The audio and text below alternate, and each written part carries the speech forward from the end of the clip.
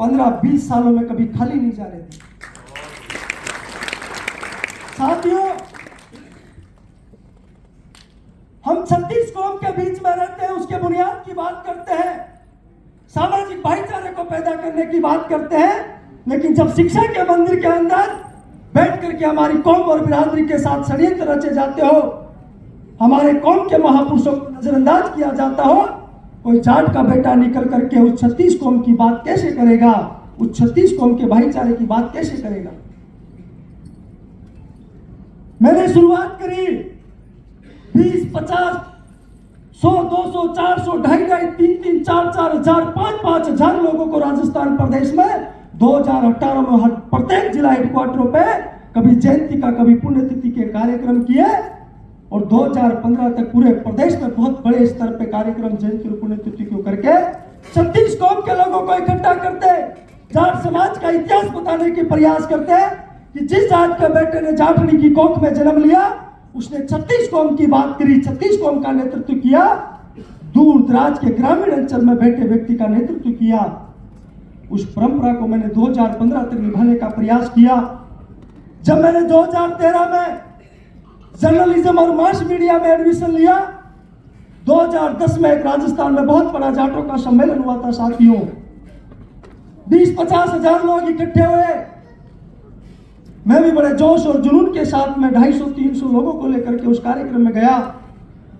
दूसरे दिन मैंने अखबार उठाया, मैंने कोशिश करी कि पूरी राजस्थान प्रदेश का जाट राजस्थान की राजधानी जयपुर में इकट्ठा हुआ है, बड़ी बड़ी खबरें छिपी होगी, समाज के इतिहास की बात होगी, भविष्य की बुनियाद की बात अखबारों में हुई होगी, लेकिन साथ ही बड़ी तकलीफ के साथ में कहना पड़ता है 15 से 20 लाइनों में अखबार के बीच वाले छोटे से कॉलम में आपके उस इतने बड़े सम्मेलन को समेट के रख दिया।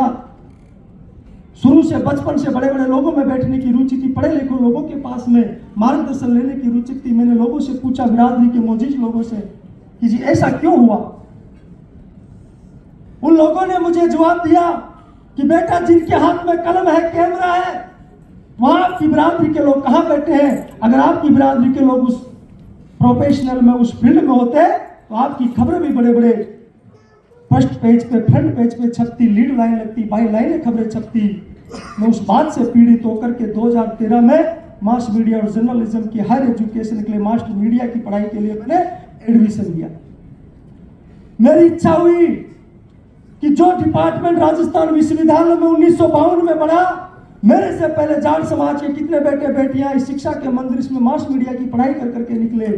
साथ ही बड़ी तकलीफ के साथ में कहना पड़ता है, जो डिपार्टमेंट 1952 में बना, 2013 तक मात्र 5 विद्यार्थी उस शिक्षा के मंदिर से जर्नलिज्म की पढ़ाई करके जाट के बेटे निकलते हो। आप सोच सकते हो आपकी समाज की हालात है।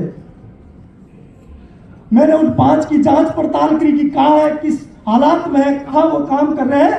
एक मेरी बहन थी नेहा चौधरी, जो टाइम्स ऑफ इंडिया में बहुत अच्छा काम कर रही है आज भी, और बाकी के 4 किसी प्राइवेट कंपनियों में जॉब कर रहे हैं। यह आपकी बिरादरी की हालात है। मैंने प्रयास किया, जो भी मेरे साथी, आज भी मुझे कोई फोन करता है कि मुझे हायर एजुकेशन में क्या करना चाहिए, मैं सबसे पहली सलाह देता हूं कि मीडिया का फील्ड बहुत बड़ा है, आप इसमें अपना प्रोफेशनल में काम करो, कहीं भी मेरी जरूरत पड़े मैं आपके लिए हरदम तैयार खड़ा हूं। मैंने पिछले 5-6 सालों में कम से कम 50-60 ऐसे युवा साथियों को उस फील्ड में ले जाकर के खड़ा कर दिया। जो जाट संसद की इंग्लिश मीडिया में, बंगाली की मीडिया में, तमिल तेलुगु में भी खबरें छपती है, तो आपके बेटे ने उस प्रोफेशनल को जिया, उस प्रोफेशनल में काम किया, ऐसी फौज तैयार कर दी कि दुनिया के हर कोने में जाट संसद की खबरें इसलिए छपती है कि आपके बेटे ने वो काम करने का प्रयास किया। जब साथियों सारी प्रक्रियाएं चल रही थी, एक दिन फिर मेरे से दिल और दिमाग में विचार आया कि जब तक आप कितने ही बड़े बड़े सम्मेलन कर लो, कितनी बड़ी सभाएं कर लो, बहुत बड़े बड़े नेता सम्मेलनों में आते हैं, लच्छेदार भाषण देते हैं। आज तो मैं तो चुनाव आयोग को धन्यवाद देता हूं कि आचार संहिता लगी है, वो मंडली, वो फौज या नहीं नजर आई, बड़ा गला साफ करके जाते सारे के सारे लोग, और फिर अगले सम्मेलन में उनका फोन आता, जी पलसानी जी कब बुला रहे हैं। आज भी बिरादरी का मंच सजा, सामाजिक लोग इस मंच पर बैठे हैं, वो लोग हैं जो आपके सुख दुख की बात करते हैं, आपके भविष्य की बुनियाद की बात करते हैं, आपके लिए जीते हैं, आपके लिए मरते हैं। या जितने भी सामाजिक लोग बैठे हैं मैं उनको बधाई और शुभकामनाएं देता हूं। एक फोन और एक संदेश पे सबने आकर इस मंच की शोभा बढ़ाने का काम किया। हमने प्रयास किया कि जब तक आप जाट समाज के इतिहास को संकलन नहीं करोगे, अभी मेरे बड़े भाई अजय नैन जी ने आपसे कहा कि छोटू राम जी की किताब सोनीपत में मुझे ढूंढने से नहीं मिली। साथियों, ये पीड़ा अजय नैन की नहीं है, पलसानिया की नहीं, सोनिया देशवाल की नहीं, नवीन नैन की नहीं, मनु चौधरी की नहीं, अंतिम छोर में बैठे हर जाट के बेटे की पीड़ा है कि जाट समाज के इतिहास का ना संकलन हुआ और डिजिटल करने की तो 2 लाखों कोसों दूर तक की बात है। मैं जिस प्रोफेशनल से जीकर के मास मीडिया से निकला, मैंने हिस्ट्री से, पॉलिटिकल साइंस से, मास मीडिया से 4-4, 5-5 सब्जेक्टों से मास्टर डिग्री, मैंने LLB की से ग्रेजुएशन किया। अभी मास मीडिया और जर्नलिज्म से अभी 2, 3, 4, 6 महीनों में मेरी PhD कंप्लीट हो जाएगी। तमाम दुनिया की एजुकेशन लेने के बाद इस निष्कर्ष पे पहुंचा हूं कि जब तक आप अपने समाज का इतिहास का संकलन नहीं करोगे, जब तक आप अपने इतिहास की महापुरुषों की जयंती और पुण्यतिथियां नहीं मनाओगे, आने वाली पीढ़ियों को अपने महापुरुषों के बारे में नहीं बताओगे, तब तक आप कितने ही बड़े बड़े लच्छेदार भाषण दे लो, कितने बड़े बड़े सम्मेलन कर लो, किसी प्रकार का कोई औचित्य नहीं उन कार्यक्रमों का साथ नहीं।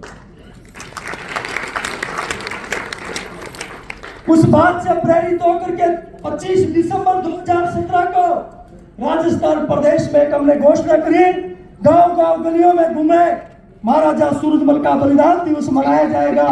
25 दिसंबर 2017 को राजस्थान की राजधानी जयपुर में लोगों को इकट्ठा करके महाराजा सूरजमल का बलिदान दिवस मनाया और उस दिन घोषणा करी कि महाराजा सूरजमल के इतिहास को डिजिटल करने के लिए डॉक्यूमेंट्री फिल्म बनाएंगे। साथियों, घोषणा कर दी। मैं उस फील्ड से निकला हुआ व्यक्ति का मुझे पता था कितना उसमें इंफ्रास्ट्रक्चर चाहिए, कितना धन चाहिए। डिजिटल डॉक्यूमेंट्री जो तैयार होती है, दिल्ली और बॉम्बे के सेंसर बोर्ड से पारित होती है, उस डॉक्यूमेंट्री फिल्म का लागत कम से कम लागत आती है 20 से 25 लाख रुपए। मैं छात्र राजनीति में था, बचपन से सक्रिय भूमिका में रहा, स्टूडेंट यूनियन में बड़े स्तर पे काम किया। और जब मैं स्टूडेंट यूनियन में काम करता था, पढ़ाई मेरी चल रही थी, उस दौर में हमने घोषणा कर दी कि सूरजमल जी पर डॉक्यूमेंट्री फिल्म बनाएंगे। जब शाम को उसका कोटेशन तैयार किया गया, 20 लाख रुपए प्लस वो कोटेशन चला गया। सोचा कैसे काम होगा, बिरादरी के सामने संकल्प ले लिया, घोषणा कर दी। लेकिन साथियों, मैं विश्वास दिलाता हूं, जब आप बिरादरी के लिए तन मन धन से काम करते हो, साफ नीयत से काम करते हो, बिरादरी का सहयोग मिलता, आशीर्वाद मिलता है। इसका जीता जागता उदाहरण आपके सामने मैं स्वयं खड़ा हूं। पिछले 15-20 सालों में दुनिया के किसी भी कोने में गए, प्रदेश के मुख्यमंत्री का, प्रधानमंत्री का और कैबिनेट मंत्रियों का वो स्वागत नहीं होता जो आपके बेटों का स्वागत होता है। सिर्फ और सिर्फ इसलिए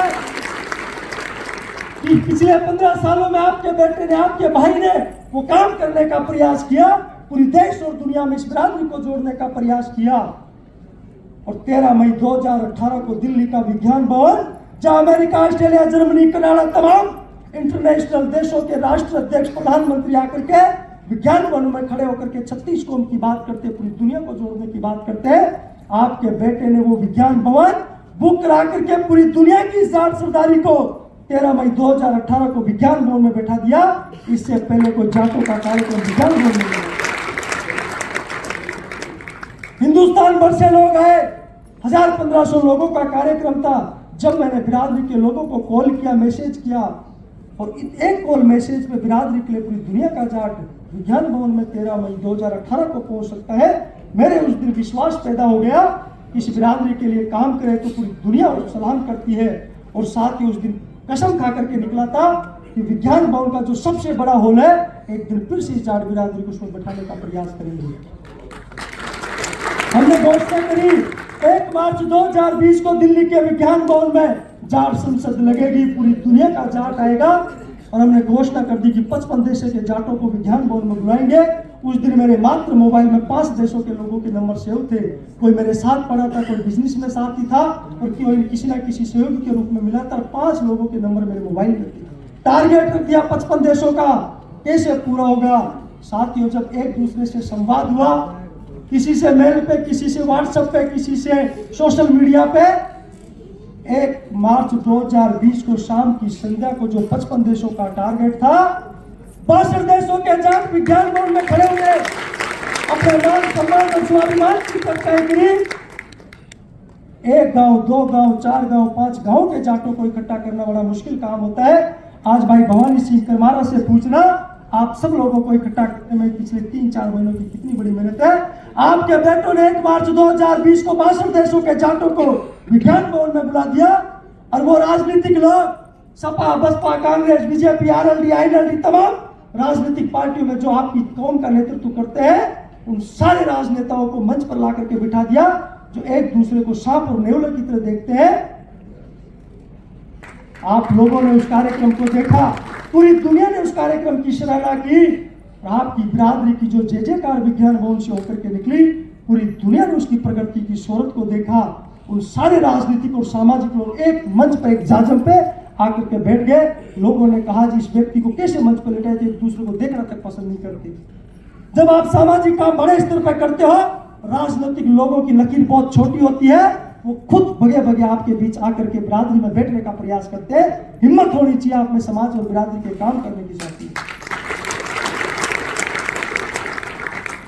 जब 1 मार्च को कार्यक्रम संपन्न हो गया, 20 मार्च को पूरी दुनिया में कोविड-19 वैश्विक महामारी आपके बीच में आ चुकी थी, लॉकडाउन लग चुका था।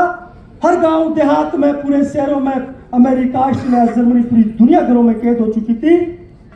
उस दौर में कभी मेरे पास सोनीपत, पानीपत, कुरुक्षेत्र, करनाल से, कभी मेरठ, मुजफ्फरनगर, बागपत से, कभी जयपुर, जोधपुर, नागौर से फोन आते। किसी माँ फोन पर होती, किसी का बाप फोन पर होता है, किसी का भाई फोन पर होता है। पलसानिया जी, मेरी 22 साल की नौजवान बेटी अमेरिका, ऑस्ट्रेलिया के एयरपोर्ट पे खड़ी है। मेरा बेटा उस कंट्री में, उस प्लेटफॉर्म पे, रेलवे स्टेशन पर खड़ा है। एटीएम बंद हो चुके हैं, हॉस्टल कॉलेजों से बाहर निकाल दिया गया है। 22 साल की, 23 साल की, 18 साल की नौजवान बेटे बेटियां वहां पर विदेशों में खड़े हैं। साथियों, मुझे नाज नहीं, घमंड होता इस बिरादरी के ऊपर कि जब वो 7 समंदर पार से विज्ञान भवन में जो 62 देशों के जाट आए, मैंने कॉल किया, मैसेज किया, उन बाप के भाइयों ने 7 समंदर पार आपकी कौम की उस इज्जत को, आपके कौम के उन बेटे बेटियों को 3-3, 4-4, 5-5, 6-6 महीना भरे उस लॉकडाउन में अपने घरों में रखा। किसी ने बहन बना करके, किसी ने बेटी बना करके, किसी ने बेटा बना करके। अगर सोची वो जाट संसद का कार्यक्रम विज्ञान भवन में नहीं होता, आपके बिरादरी की इज्जत के साथ में उन 7 समंदर पार विदेशों में किन हालातों से गुजरना पड़ता। इसलिए बहुत से लोग हमारे पर बेबुनियाद आरोप लगाते हैं कि पलसानिया जी नेता बनने के लिए, पलसानिया जी मंत्री बनने के लिए पूरी दुनिया में का प्रोग्राम करते हैं, उसको लूट गए, उसको खा गए। साथियों, 15 साल हो गए। बहुत से लोग, मैं यहाँ पर कम से कम 70-80% जितने लोग बैठे व्यक्तिगत नाम से सब लोगों को मैं जानता हूँ और वो भी मुझे जानते होंगे। साथियों, पिछले 15 साल से अपने परिवार को, अपने बच्चों को छोड़ करके आपकी सेवा में, इस बिरादरी के सम्मान बढ़ाने के लिए 15 साल से लगे हुए। साथियों, फिर भी मेरे भाई फेसबुक पे 300 रुपए का रिचार्ज करके गालियां देने का काम करते हैं। कभी आकर के ये नहीं पूछते भाई साहब किन हालातों में जीते हो, किन हालातों में रहते हो। पिछले 3 दिनों से जिस प्रदेश में, जिस जिले में मैं खड़ा हूँ, किन हालातों से हम गुजरे हैं। यहाँ पर मेरे बड़े भाई डॉक्टर वीरेंद्र सियाग सामने बैठे हैं, ओपी सांगवान जी यहाँ बैठे हैं मंच पर, और तमाम इस यूनिवर्सिटी का जो जाट समाज के जो मेरे भाई हैं, बड़े हैं, वो जो यहाँ सेवाएं दे रहे हैं। भवानी सिंह किरमारा से जाकर के पूछना 3 दिनों में किन हालातों से हम यहाँ से गुजरे हैं।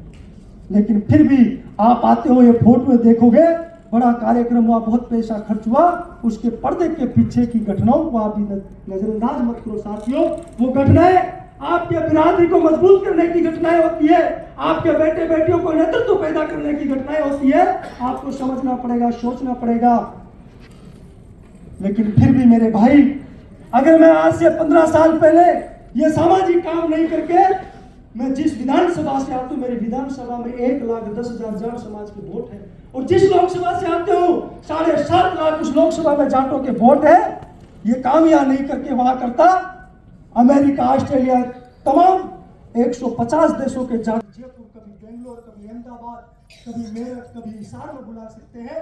20,000 का सम्मेलन पंचकुला में कर सकते हैं, 20-25 हजार का सम्मेलन मेरठ में, बेंगलोर में। आप सोच नहीं सकते, साउथ इंडिया में मेरा छोटा भाई ये रामनिवास ककड़ावा है, जब मैं 4 महीने बेंगलोर में गया, गांव भाई को साथ लिया, पूरी टीम को साथ लिया, 20-25 हजार लोग बेंगलोर में इकट्ठे हो गए जाटों के जाट संसद में।